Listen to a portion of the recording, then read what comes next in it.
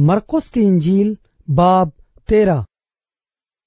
जब वो हैकल से बाहर जा रहा था तो उसके शागिर्दों में से एक ने उससे कहा, ऐ उस्ताद, देख ये कैसे कैसे पत्थर और कैसी कैसी इमारतें हैं।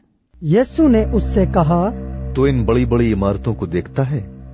यहाँ किसी पत्थर पर पत्थर बाकी न रहेगा जो गिराया न जाए। जब वो जैतून के पहाड़ पर हैकल के सामने बैठा था तो पतरस और याकूब और यूहन्ना और इंद्रियास ने तन्हाई में उससे पूछा, हमें बता कि ये बातें कब होंगी और जब ये सब बातें पूरी होने को हों उस वक्त का क्या निशान है? यीशु ने उनसे कहना शुरू किया, खबरदार, कोई तुमको गुमराह न कर दे। बहुतेरे मेरे नाम से आएंगे और कहेंगे कि वो मैं ही हूँ, और बहुत से लोगों को गुमराह करेंगे। और जब तुम लड़ाइयां और लड़ाइयों की अफवाहें सुनो तो घबरा न जाना, इनका वाक़े होना जरूर है, लेकिन उस वक्त खात्मा न होगा, क्योंकि कौम पर कौम और सल्तनत पर सल्तनत चढ़ाई करेगी। जगह जगह भौचाल आएंगे और काल पड़ेंगे। ये बातें मुसीबतों का शुरू ही होंगी, लेकिन तुम खबरदार रहो, क्योंकि लोग तुमको अदालतों के हवाले करेंगे और तुम इबादत खानों में पीटे जाओगे और हाकिमों और बादशाहों के सामने मेरी खातिर हाजिर किए जाओगे, ताकि उनके लिए गवाही हो। और जरूर है कि पहले सब कौमों में इंजील की मनादी की जाए, लेकिन जब तुम्हें ले जाकर हवाले करें तो पहले से फिक्र न करना कि हम क्या कहेंगे, बल्कि जो कुछ उस घड़ी तुम्हें बताया जाए वही कहना, क्योंकि कहने वाले तुम नहीं हो बल्कि रूहुल कुद्स है। और भाई को भाई और बेटे को बाप कत्ल के लिए हवाले करेगा, और बेटे माँ बाप के बरखिलाफ खड़े होकर उन्हें मरवा डालेंगे। और मेरे नाम के सबब से सब लोग तुमसे अदावत रखेंगे, मगर जो आखिर तक बर्दाश्त करेगा वो नजात पाएगा। बस जब तुम उस उजाड़ने वाली मकरूह चीज को उस जगह खड़ी हुई देखो जहां उसका खड़ा होना रवा नहीं, पढ़ने वाला समझ ले, उस वक्त जो यहूदिया में हो वो पहाड़ों पर भाग जाएं, जो कोठे पर हो वो अपने घर से कुछ लेने को न नीचे उतरे न अंदर जाए, और जो खेत में हो वो अपना कपा लेने को पीछे न लौटे।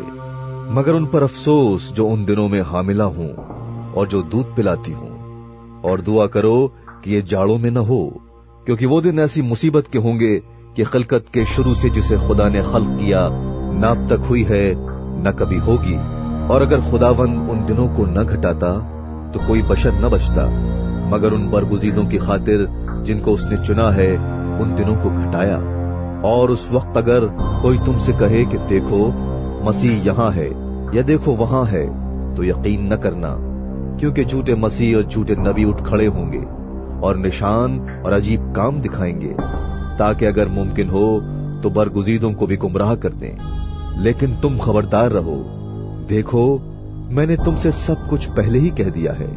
मगर उन दिनों में मुसीबत के बाद सूरज तारीक हो जाएगा और चांद अपनी रोशनी न देगा, और आसमान से सितारे गिरने लगेंगे, और जो कुव्वतें आसमान में हैं वो हिलाई जाएंगी। उस वक्त लोग इब्ने आदम को बड़ी कुदरत और जलाल के साथ बादलों में आते देखेंगे। उस वक्त वो फरिश्तों को भेजकर अपने बरगुजीदों को जमीन की इंतहा से आसमान की इंतहा तक चारों तरफ से जमा करेगा।